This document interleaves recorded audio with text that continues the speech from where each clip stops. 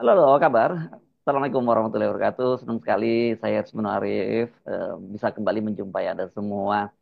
Dan beberapa hari ini banyak sekali apa ya rame analisis-analisis politik berkaitan dengan 6 bulan pemerintahnya Pak Prabowo. Kemarin Bung Said Didu misalnya bilang dia menunggu presiden yang baru. Tapi saya juga membaca tulisan dari eh, mantan juru bicara, bukan mantan, katanya ngakunya masih juru bicara Gus Dur terus, walaupun Gus Durnya sudah wafat, Adi Masardi yang menyatakan bahwa Prabowo itu menunggu kepemimpinannya Prabowo sendiri.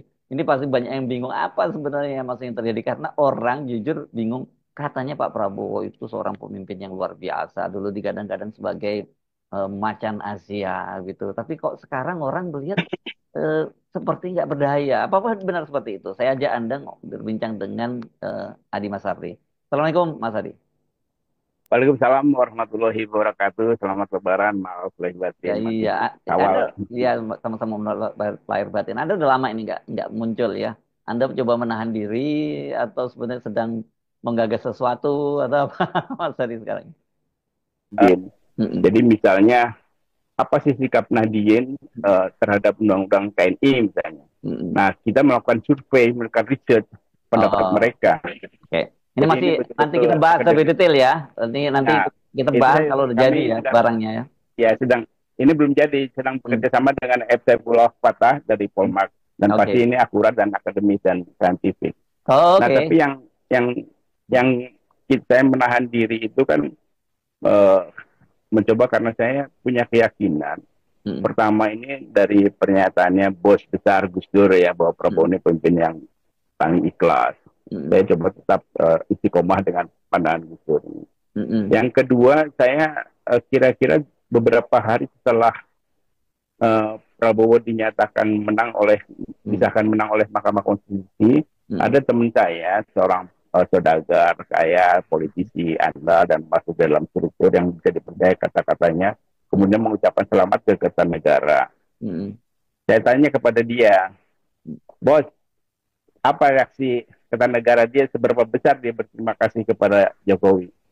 Dia bilang Kertanegara merasa tidak perlu berterima kasih kepada Jokowi Hmm. karena Jokowi itu menurut mereka hanya mengembalikan mahkota yang dicuri dari Prabowo tahun 2019. Oh gitu. Bukan 2014 ya? Nah, Bukan ya? 2019. Oke ya terus. 2014. Hmm. Nah, jadi berdasarkan itu, saya punya keyakinan dasar pemikiran, landasan pemikiran saya itu bahwa Prabowo paham dia harus Ah, berterima kasih kepada siapa. ah, Sebagai di masyarakat yang religius, meskipun keluarganya bukan religius, saya percaya bahwa Prabowo pasti berterima kasihnya kepada Tuhan, bukan kepada manusia. Nah, oke. tapi kemudian saya bercandain teman saya itu kasih tahu Prabowo bahwa yang dikembalikan oleh Jokowi itu bukan bukan mahkota yang 2019 tapi mahkota yang dicuri dari Anies. Ah, apa lagi itu?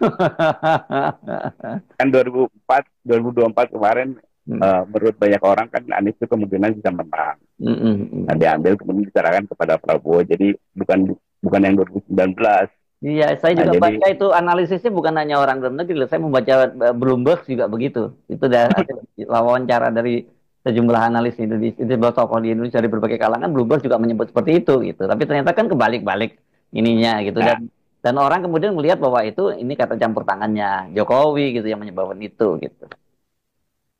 jadi berdasarkan landasan pemikiran pertama dari Gus Dur itu yang Hmm. menyatakan bahwa nyusun bangsa, kemudian kalimat pertama yang saya dengar setelah menang dari di menang bisa oleh MK itu pernyataan seperti itu tidak perlu bukan berterima kasih dan tidak perlu berterima kasih kepada Jokowi. Hmm. Berarti kan clear nih.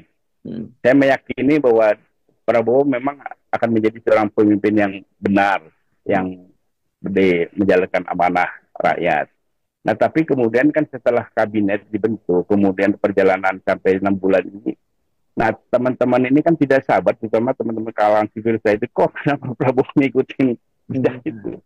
Nah, mereka tidak paham bahwa dalam setiap pergantian kekuasaan itu ada masa transisi Hmm. Hmm. yang Hmm. tidak bisa langsung diputuskan. Nah, bayangan teman-teman, bayangan kita semua kan seperti Habibie, seperti Gus Dur, gitu, jadi Betul. presiden besoknya Hmm. langsung action. Action Nah, jangan ya salah, ya ya ya ya ya. Ya. di masa Habibie itu masa Gus Dur itu situasinya yang sedang berubah, Hmm. sehingga kalau masuk ke situ memang harus segera ambil keputusan.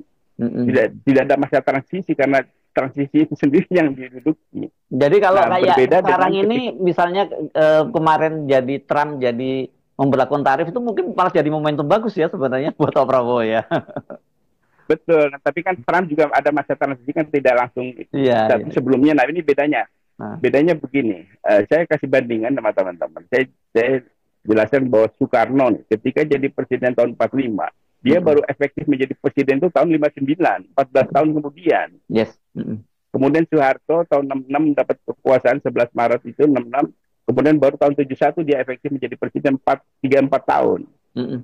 Nah, dalam masa di luar transisi ini kan Habibie, Gus Dur itu langsung ambil kecepatan. Karena kalau tidak dia ini gejolak politiknya kan waktu itu memang dahsyat. Ya. Jadi beda.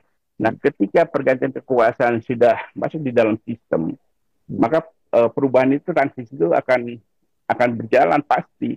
Nah, Oke. problemnya di kita ini, kenapa bahkan satu hal lagi. Dulu Megawati malah setelah menggantikan Gus Dur itu 3 tahun itu kan dia masa transisi tidak efektif menjadi presiden, Mm-mm. tidak efektif sebagai pemimpin karena itu gampang dikalahkan oleh SBY dalam Pilpres 2004 itu. Mm. Dan SBY selama 10 tahun itu kan dia masa transisi belum nggak pernah efektif menjadi presiden. Itu sebabnya, Ya, oke. itu sebabnya Renat Kasali, guru besar UI itu menganalisa kepemimpinan SBY. Dia menulis di Kompas itu yang sangat menarik dan jelas bahwa 10 tahun SBY hanya melahirkan 2 perubahan. Sedangkan 2 tahun Gus Dur melahirkan 10 perubahan. Nah, itu bedanya. Itu bisa dites nih Renat Kasali seorang. Dia pasti ilmiah akademis pandangannya. Nah, kemudian kesalahan di pergantian kekuasaan kita ini, masa jedanya juga terlalu lama, Pak Ersud. 6 bulan setelah disahkan April itu kan baru Oktober Ya, dilantik. ya. Mm-mm. Nah, dalam masa jeda itu, dalam masa ida itu, 6 bulan penguasa lama itu dia bisa melakukan berbagai hal untuk menyiapkan berbagai untuk tameng-tameng itu, seperti contohnya misalnya uh, apa namanya komunikasi kepresidenan itu kan dia yang Ya. presiden sebelumnya ini ya, Hasan Nasbi itu kan dia bisa menyiapkan semua. Jadi ketika Prabowo dilantik tanggal 20 Oktober itu, di sekelilingnya itu semua orang-orang masa lalu Betul, sudah betul. siap. Jadi bagaimana mungkin dia bergerak. Nah, Mm. tetapi kan jangan salah, saya lebih tetap optimis kepada Pak Prabowo ini karena Prabowo itu ketika di pemerintahan masa lalu itu dia ada sebagai Menteri Pertahanan. Mm. Nah, Menteri Pertahanan itu dalam kekuasaan kurang lebih dia mengendalikan sekitar 30% kekuasaan politik lah. Karena itu dia 70% lagi tinggal mengubah. Mm. Nah, jadi waktu 6 bulan itu menurut saya sangat cukup lah untuk Prabowo segera berubah arah. Itu sebabnya Sohib kita, Bung Said Didu, Daeng Said Didu, ini orang Makassar paling berani hari ini. Mm. Katanya kan orang Makassar itu semua berani. Saya bilang paling berani yang hari ini yang saya lihat itu Said Didu. Saya belum pernah ketemu orang Bugis yang lebih berani dari Said Didu. Nah, kembali ke, jadi Said Didu kan menyebut bahwa tanggal 20 April nanti itu Prabowo 6 bulan pasti akan menampilkan hal yang sebenarnya kepemimpinan dia. Dan saya percaya itu karena tanggal 20 dia berubah, tanggal 21 April itu hari Kartini habis gelap terbitlah terang. Kan itu. Oh. Ya, ya. Mantap, itu udah benar. Ya, ya. Nah, jadi saya yakin nah perjalanannya ke sini kita juga harus bisa membaca langkah-langkah itu. Nah, selama ini kan saya mencoba menonton aja karena kalau bersikap nanti akan kurang bagus. Jadi kita nonton dulu Prabowo langkah-langkahnya, dan langkah-langkahnya sebetulnya sudah benar. Contoh nih, sebagai ahli strategi militer, kalau kita mau menyerang musuh itu yang pertama dihancurkan itu adalah sumber-sumber logistiknya. Nah, contohnya misalnya ketika Amerika mengalahkan Jepang kan dia ngebom Nagasaki, Hiroshima, itu 2 kota industri peralatan perang itu. Habis itu selesai. Nah, di masa Prabowo kan kita lihat sumber-sumber logistik nih. Judi online yang dikendalikan di Komdigi, Kementerian Komunikasi Digital itu. Waktu itu namanya masih Kominfo. Kan kemudian disikat itu. Kemudian mafia migas, mafia BBM Oslopan, kemudian yang lain-lain kan sumber-sumber logistik keuangan itu mulai pangkas dulu. Mm-mm. Nah, tapi yang paling penting Pak Hersum, eh, saya menangkapkan pidato pelantikannya Pak Prabowo ketika dia mengancam koruptor untuk mengembalikan uangnya. Eh, Kalau tidak, kalau kamu lari sampai ke Antartika akan dikejar. Ini Mm. kan kita nggak paham waktu itu siapa yang disasar. Mm. Itu bulan Oktober loh. Ya. Siapa koruptor yang besar yang disasar oleh Prabowo waktu itu. Nah, kita baru tahu bahwa ada koruptor besar di Republik ini kan setelah OCCRP mengumumkan orang paling korup. Gitu ya. Kan itu. Nah, Ya. jadi saya menangkap sebetulnya menyasar itu karena itu uh, Prabowo lantang menyebut itu. Kan dia paling dekat sama Jokowi lah, dia tahu berapa yang dikorupsi oleh Jokowi. Paham betul. Hmm. Nah, karena itu ketika OCCRP mengumumkan itu saya langsung teringat, oh berarti ini yang disasar oleh Pak Prabowo itu. Oke, itu tafsir ya Nah, yang mudah-mudahan benar gitu ya. nah, kita upayakan ya, insya Allah benar lah. Ya, oke. Karena apalagi kan kemudian langkahnya dia menemui Megawati. Mm-mm. Kan ini satu hal juga yang membuat kita semua agak terperangah. Loh, kalau begitu berarti Prabowo sudah mulai memutus hubungan dengan Jokowi. Jadi masa terima kasihnya, masa transisinya sudah selesai lah 6 bulan. Nah, sehingga tinggal waktu itu saya bilang kepada teman-teman, kita lihat setelah Lebaran. Kalau setelah Lebaran, setelah ada reshuffle itu Homo soloensis hilang dari kabinet, berarti sudah firm nih, sudah on the track Pak Prabowo. Ya. Nah, jadi kenapa menunggu? Sebenarnya tidak menunggu lama lah, cuma karena kitanya aja nggak sabaran, kita maunya kan besok hari ini dilantik, besok langsung bergerak, yang nggak bisa begitulah dalam kekuasaan yang kompleks ini. Ya. Nah, jadi dan juga kan Pak Prabowo ini kan juga nggak tahu siapa temannya yang bisa mendukung dia, sementara pendukung yang 2014, 2019 kan tampaknya menjauh. Civil society juga menjauh. Padahal menjauh ini karena dia berkawan dengan Jokowi kan. Iya. Nah, tapi saya mendengar di teman-teman yang 2014 dan 2019 itu sekarang sedang melakukan konsolidasi untuk kembali mendukung Pak Prabowo. Dengan catatan untuk menyingkirkan pendukung pendukung naturalisasi Prabowo yang 2024 kan pendukung naturalisasi itu. Kalau yang asli ini kan yang 2014 2019 yang bertaruh nyawa, bertaruh segala macam. Betul. Nah, ini sedang melakukan konsolidasi dan kita lihat indikatornya dari para pemburu ijazah palsu itu, Pak Heru. Para pemburu ijazah palsu kan makin bergerak dan di kalangan civil society, gerakan untuk mengadili Jokowi itu kan juga keras. Nah, ini juga mulai tumbuh karena bangsa ini kan baru sadar bahwa selama 10 tahun ini dikerjain oleh Jokowi. Nah, kesadaran itulah dan saya kira Prabowo seorang ahli strategi paham lah. Cuma yang membuat kita gelisah ini kan karena kita nggak sabaran aja. Ya, oke. Jadi percayalah. Tapi kan pernyataan Anda tadi bahwa mengacu kepada presiden-presiden sebelumnya, termasuk termasuk Pak Harto, yang lain dan sebagainya, itu semua masa transisinya cukup panjang. Kalau ini kan menjadi pertanyaan, kalau Anda percaya bahwa tanggal 21 April itu akan dilakukan, apa yang membuat dasar Anda yakin bahwa Pak Prabowo bisa mempercepat transisi itu?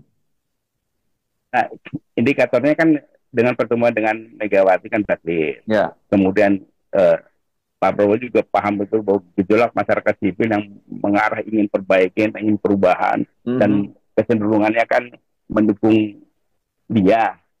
Ya. Nah, cuma kenapa tanggal 20 ini kan sebenarnya menggenapi usia 6 bulan aja, tetapi real time-nya itu nanti pada saat reshuffle. Ya.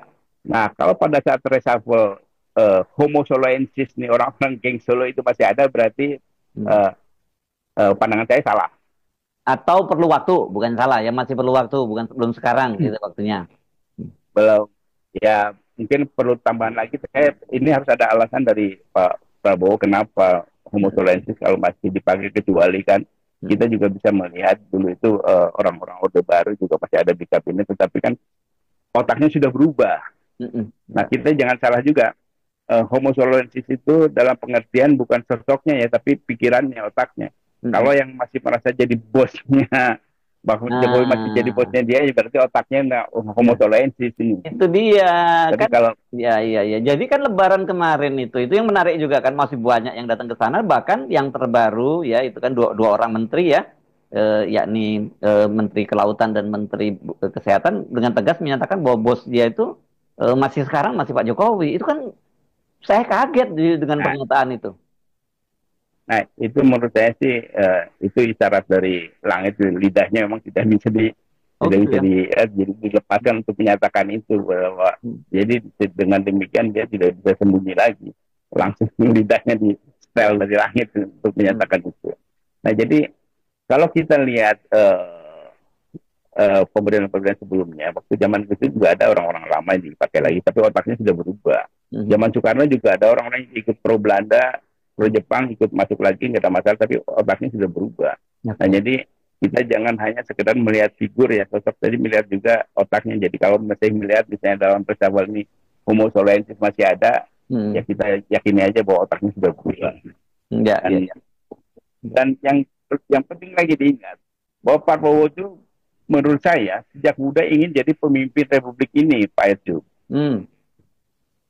Ingin jadi pemimpin untuk mengubah nasib rakyatnya. Hmm. Hmm. Nah, masa setelah jadi, sekarang setelah puluhan tahun berjuang berdarah-darah setelah jadi Hmm. presiden, masa dia hanya mau menjadi boneka saja, kan nggak masuk akal juga. Hmm. Apalagi kalau boneka presiden, boneka masih oke lah, tapi kalau jadi bonekanya presiden bekas kan itu sangat terhina lah. Enggak lah, nggak mungkin Enggak, begitulah. enggak ya. Enggak lah. Oke. Jadi kan kita ingat tujuan kita, perjalanan kita menuju cita-cita itu sangat panjang.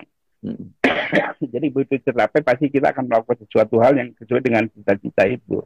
Ya. Nah, demikian juga pandangan saya terhadap Pak Prabowo. Hmm. Dia sudah sangat lama ingin jadi pemimpin.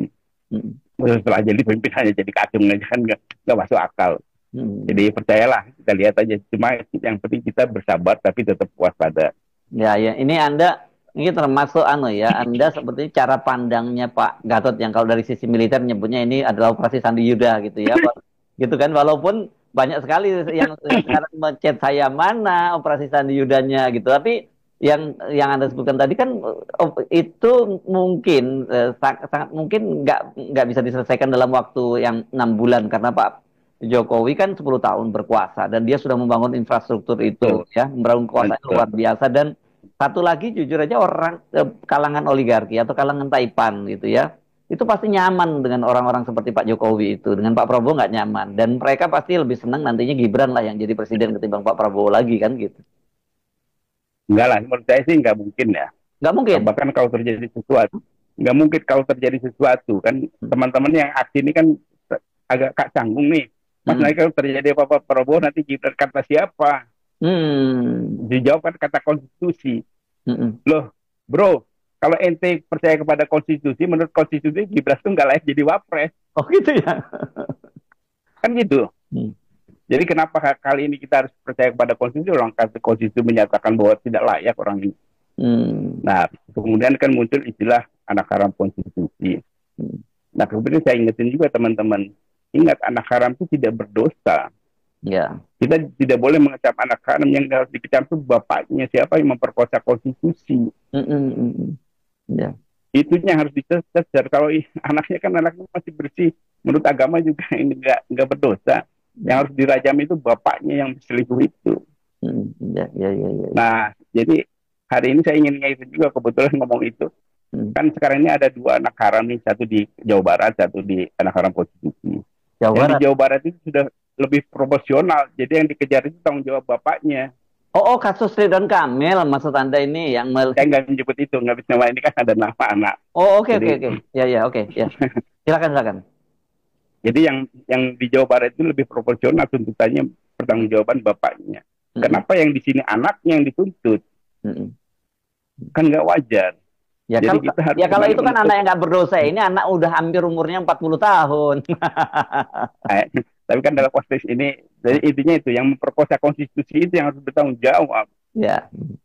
Oke. secara hukum maupun secara moral.